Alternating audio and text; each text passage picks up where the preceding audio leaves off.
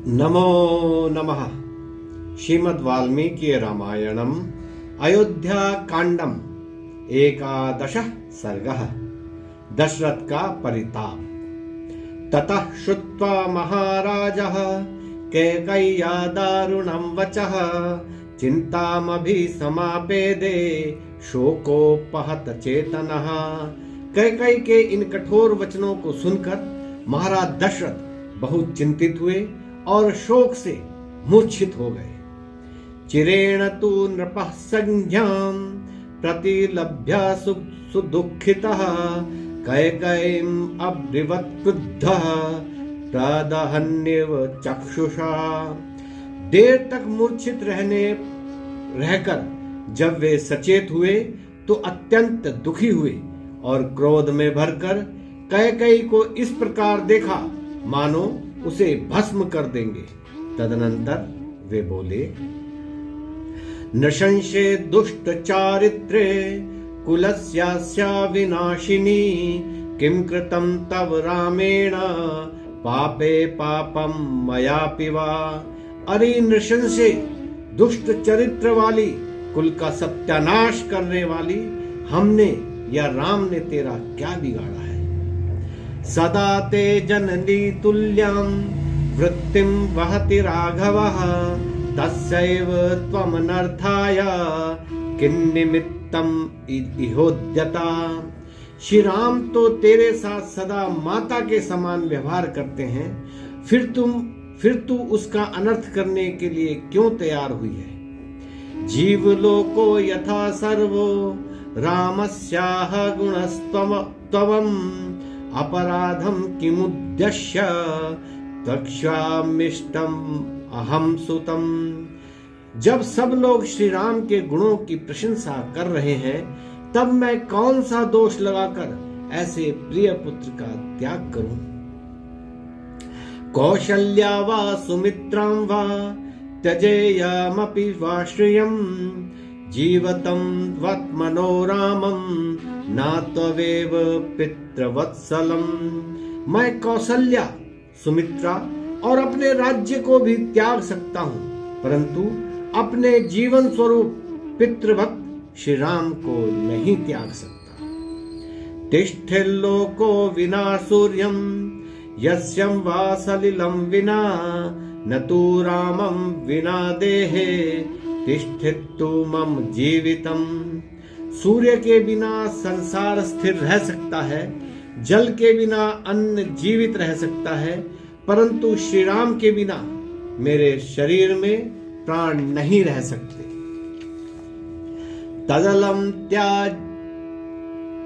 तदलम त्याज्यतामेषा निश्चय पाप निश्चये अपि ते चरणो मूर्ध्ना स्पर्शाम्ये येष प्रसीद में।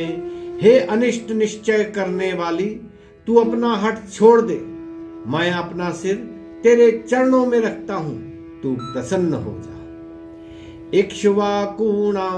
इक्ष्वाकूणां कुले देवी संप्राप्तः सुमहानयम् अनयो नय संपन्ने यत्र ते विकृतामतिः। हे देवी, नीति संपन्न इक्ष्वाकुओं के कुल में यह बड़ा अनर्थ हो रहा है, क्योंकि राज्याभिषेक के मंगल अवसर पर तेरी मति विकृत हो रही है। भाव यह है कि अच्छे लोगों की बुद्धि बिगड़ने से कुल में अनिष्ट होता है। ननु ते राघवस्तुल्यो भरतेन महात्मना बहुशो हि सुबाले त्वं कथा कथयसे ममा। हे वाले, तुम मुझसे बहुधा यह कहा करती थी कि तुझे महात्मा भरत के समान ही श्री राम प्रिय है। तस्य धर्मात्मनो देवी वने वासं यशस्विनः कथं रोचयसे भीरु नववर्षाणि पंच च। हे भीरु, हे देवी, उसी धर्मात्मा यशस्वी राम का 14 वर्ष तक वन में रहना तुझे कैसे अच्छा लगता है। रामो हि भरताद् भूयस् तवा शुश्रूषते सदा विशेषं त्वयि तस्मात्तु भरतस्य न लक्ष्यये। भरत की अपेक्षा श्री राम तेरी अधिक सेवा करते हैं। हमें तो तुझ में राम से अधिक भरत की भक्ति दिखाई देती है। हमें तो तुझ में राम से अधिक भरत की भक्ति है, ऐसा दिखाई नहीं देता।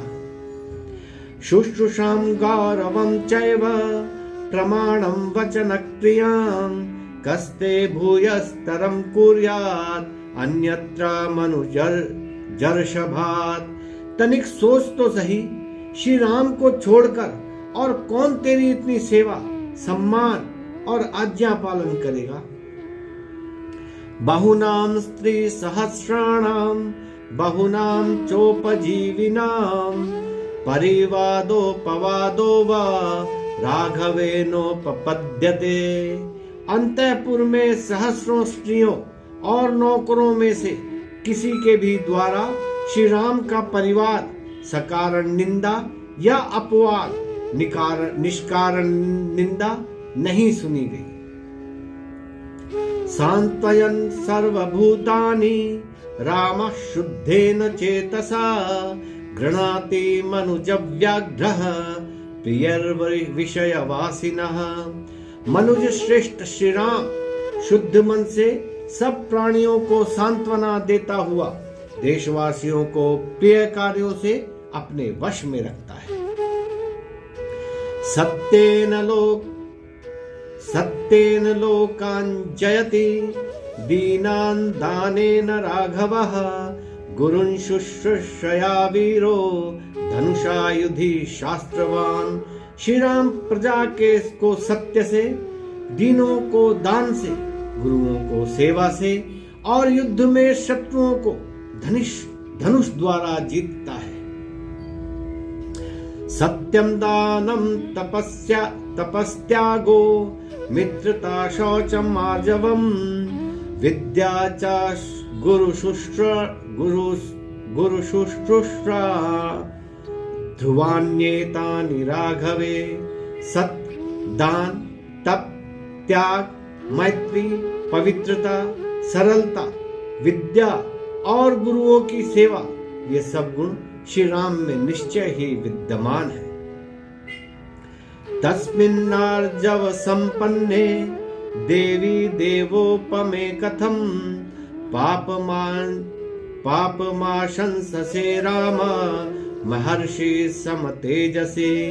हे देवी, विनय युक्त, देवों के समान उपमा वाले और महर्षियों के समान तेजस्वी श्री राम को तू वनवास का क्लेश क्यों देना चाहती है।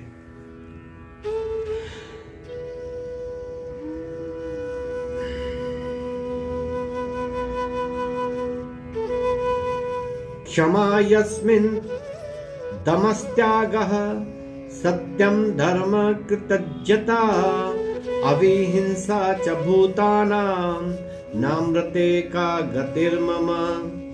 जिस राम में क्षमा, तप, त्याग, सत्य भाषण, धार्मिकता, कृतज्ञता और प्राणियों के प्रति अहिंसा का भाव जैसे अलौकिक सद्गुण विद्यमान है, उस राम के बिना मेरी क्या दशा होगी। मम वृद्धस्य कैकेयी गतान्तस्य तपस्विनः दीनं लालप्यमानस्य कारुण्यं कर्तुमर्हसि। हे केकय, मैं वृद्ध हूँ, मेरा अंत समय निकट है। इस समय मेरी अवस्था शोचनीय है। मैं तेरे समक्ष गिड़गिड़ा रहा हूँ, तू मेरे ऊपर दया कर। पृथिव्यां सागरान्तायां यत्किंचित्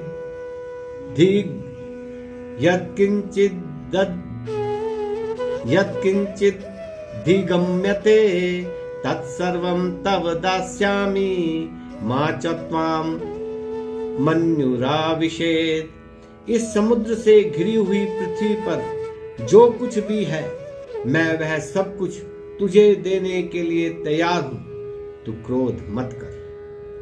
अंजलिं कुर्मि कैकेयी पादो चापी स्पृशामि ते शरणं भव रामस्य मा धर्मो मामिह स्पृशेत्। हे केकई, मैं तेरे समक्ष हाथ जोड़ता हूँ, तेरे पांव छूता हूँ, तू राम की रक्षक बन और मुझे प्रतिज्ञा भंग से के पाप से बचा। इति दुःखाभिसंतप्तं विलपन्तं चेतनं घूर्णमानं महाराजं शोकेन समभिप्लुतं पारं शोकार्णवस्याशु प्रार्थयन्तं पुनः पुनः प्रत्युवाचात् कैकेयी रौद्रा रौद्रातरं वचः। इस प्रकार शोक से संतप्त विलाप करते हुए उन्मत्त जैसी अवस्था में विद्यमान कैकेयी को घूरते हुए शोक सागर से पार उतरने की बार बार याचना करते हुए महाराज दशरथ से कैकेयी अत्यंत क्रुद्ध होकर ये कठोर वचन बोली। यदि दत्त्वा वरौ राजन् पुनः प्रत्यानुतप्यसे धार्मिकत्वं कथं वीर पृथिव्यां कथयिष्यसि। हे राजन, यदि तुम वर देकर उसके लिए पश्चाताप कर रहे हो तो हे वीर, संसार में तुम्हें धार्मिक कौन कहेगा। शेभ्यः शेनक कपोइति ये स्वामांसं पक्षिणे ददौ अलर्कश्चक्षुषे दत्त्वा जगाम गतिम् उत्तमाम्। देखो, तुम्हारे ही वंश में राजा शैब्य ने अपनी प्रतिज्ञा पूर्ति के लिए बाज पक्षी को अपने शरीर का मांस देकर भी कबूतर के प्राणों की रक्षा की थी। इसी प्रकार राजा अलर्क ने अपने नेत्र निकालकर एक अंधे ब्राह्मण को दे दिए, जिससे उन्हें उत्तम कीर्ति प्राप्त हुई। सागरः स्वयं समयं कृत्वा न वेलामतिवर्तते समयं मानुतं कार्षिः पूर्ववृत्तम अनुस्मरम्। मनुष्य की तो बात ही क्या, जड़ पदार्थ समुद्र में नियम बांधकर उस मर्यादा का अतिक्रमण नहीं करता, अपने तट से बाहर नहीं जाता।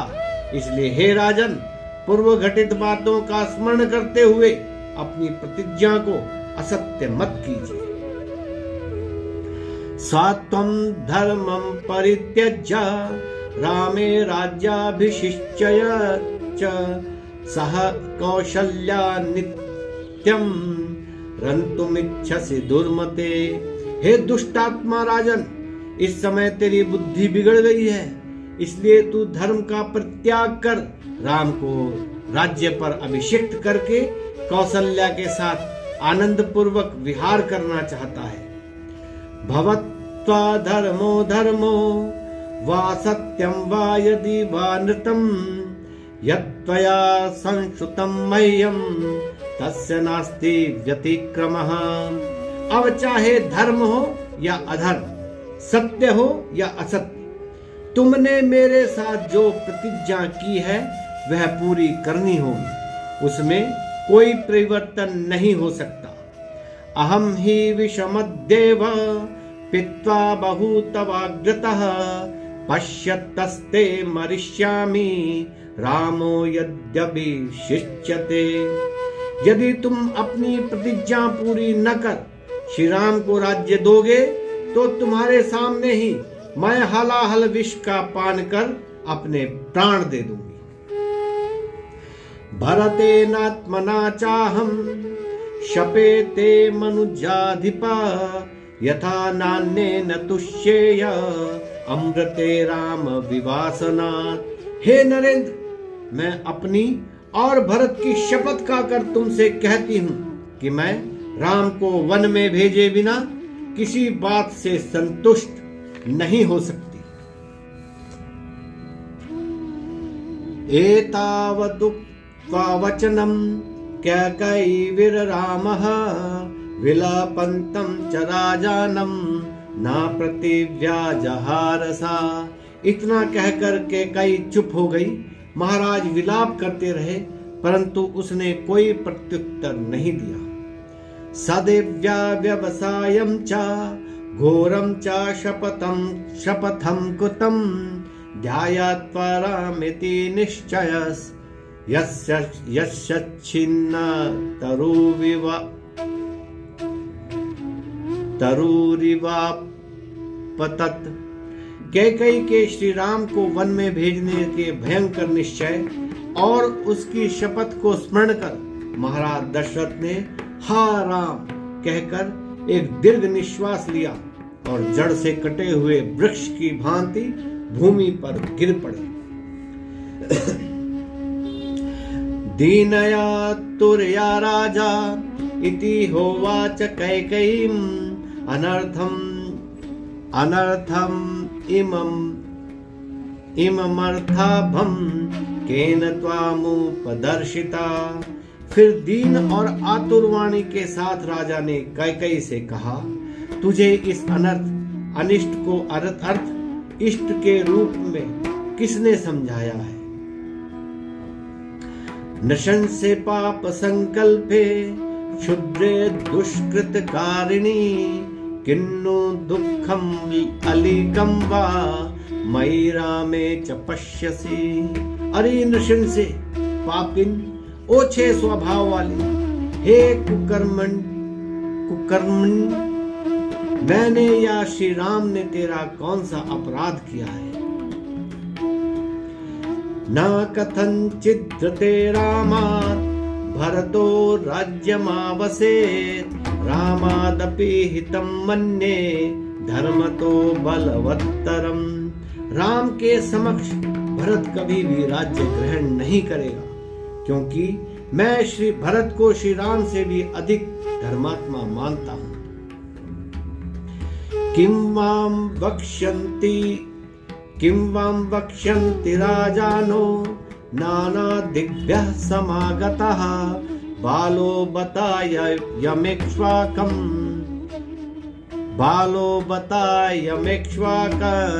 चीरं राज्यमकारयत्। देश देशांतरों से आए लोग मुझे क्या कहेंगे? आश्चर्य के साथ वे यही कहेंगे कि दशरथ निपट बाल बुद्धि है, इतने दिनों तक इसने राज्य किस प्रकार किया। किं मां वक्ष्यति कौशल्या राघवे वनमास्थिते किं चैनां प्रतिवक्ष्यामि कृत्वा विप्रियम् अदृश्यमं प्रियम ईदृशम। श्री राम को वन में भेजने पर उसकी माता कौशल्या हमसे क्या कहेगी और ऐसा अनिष्ट कार्य कर में उसे क्या उत्तर दूंगा।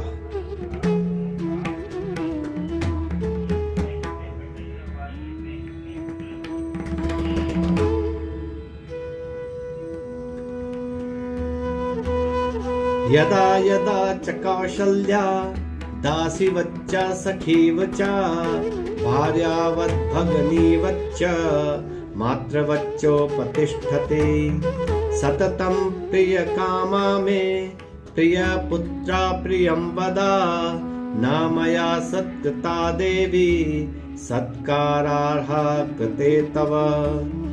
जब समय समय पर कौशल्या, जो सेवा करने में दासी के समान, रहस्य में सखी के समान, धर्म कृत्यों में स्त्री के समान, हितैषियों में सगी बहन के समान, आग्रह पूर्वक सुस्वादु भोजन कराने में माता के समान, सदा प्रिय कामना करने वाली अर्थात भला चाहने वाली, सदा प्रिय बोलने वाली, सभी पुत्रों से निरंतर प्रेम करने वाली उपस्थित होती रही है, तब तब हे देवी, सत्कार करने योग्य होने पर भी मैंने तेरे कारण उसका सत्कार नहीं किया। कहीं तू यह न समझ ले कि मैं तुझसे प्रेम नहीं करता। इदानीं तत् तपति मां यन्मया सुकृतं त्वयि अथ व्यञ्जनोपेतं भुक्तमन्नम् इवातुरम। तेरे प्रति मैंने जो सद्व्यवहार किया था उसका आज मुझे उसी प्रकार पश्चाताप हो रहा है जिस प्रकार स्वादिष्ट किंतु कुपथ्य भोजन कर रोगी को पश्चाताप। अनार्या इति मामार्या पुत्र विक्रायिकं ध्रुवं धिक्कारिष्यन्ति रथ्यासु सुरापम ब्राह्मणम यथा। हा आर्य अर्थात श्रेष्ठ पुरुष अब मुझे अनार्य और पुत्र विक्रेता कहकर उसी प्रकार धिक्कारेंगे जिस प्रकार सुरापान करने वाले ब्राह्मण को लोग गली कूचे में सर्वत्र धिक्कारते हैं। तम तु माम जीवलोकोऽयं नूनमाक्रोष्टुमर्हति बालिशो बत कामात्मा राजा दशरथो भृशं स्त्रीकृते यः प्रियं पुत्रं वनं प्रस्थापयिष्यति। अवश्य ही सारा संसार यह कहकर हमारी निंदा करेगा कि राजा दशरथ बड़ा कामी और लड़क बुद्धि वाला है जो स्त्री के कहने से अपने प्यारे पुत्र को वन में भेज रहा है। वेदश्च ब्रह्मचर्यश्च गुरुभिश्चोकपर्कर्षिता भोग काले महत्वक्षम पुनरेव प्रपत्स्यते। वेद के स्वाध्याय, ब्रह्मचर्य आदि व्रतों के धारण और गुरुओं की सेवा से जिसका शरीर कृश हो गया था, अब गृहस्थाश्रम में जब उसके शरीर के हिष्ट पुष्ट होने का समय आया तब उसे फिर शारीरिक कष्ट उठाने पड़ेंगे। सावनम प्रवजेत्युक्तो वाढमित्येव वक्ष्यति राघवे हि वनं प्राप्ते सर्वलोकस्य धिक्कृतम्। वन जाने के लिए कहते ही बहुत अच्छा ही कहेगा और श्री राम के वन जाने पर सब लोग मुझे ही धिक्कारेंगे। कौशल्यां च सुमित्रां च मां च पुत्रैस्त्रिभिः सह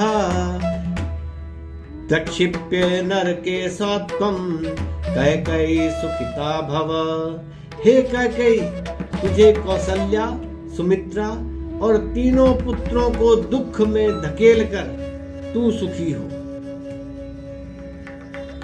प्रियं चेद भरतस्य तद राम प्रवाजनं भवेत् मास्मा में भरतः कार्षेत् प्रेत कृत्यम गतायुषः। यदि श्री राम का वन गमन भरत को प्रिय लगे तो जब मैं मर जाऊं तब भरत मेरा दाह कर्म संस्कार न करे। मृते मयि गते रामे वनम पुरुष पुंगवे सेदानिं विधवा राज्यम सपुत्राकार यिष्यसि। जब मैं मर जाऊं और पुरुष श्रेष्ठ राम वन में चला जाए तब तू विधवा होकर अपने पुत्र सहित राज करना। धिगस्तु योषितो राम नाम शठा स्वार्थ पर सदा ना ब्रवीमि स्त्रियः सर्वा भरतस्यैव मातरम। स्त्रियों को धिक्कार है, ये धूर्त और स्वार्थ परायण होती है। नहीं नहीं, मैं सब स्त्रियों को ऐसा नहीं कहता, केवल भरत की माता को ही कहता हूं। प्रताम्यवा